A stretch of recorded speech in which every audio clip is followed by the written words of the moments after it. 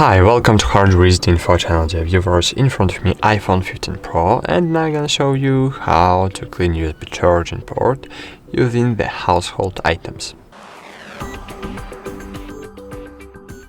To do it, remember the one rule: never use metal objects to clean the USB-C connector. I suggest to use an old toothbrush which you no longer use. Why the toothbrush? Because everyone has an old toothbrush at home, and if you have no, so you can buy it in any shop. But I think you have. I hope you have.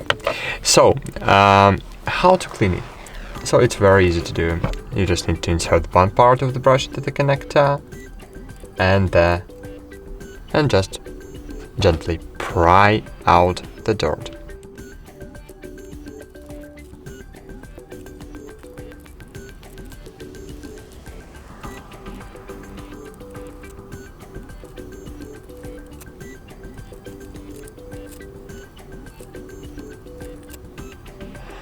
Okay, that's it. Thanks for watching. Like this video, subscribe to our channel, and bye. See you.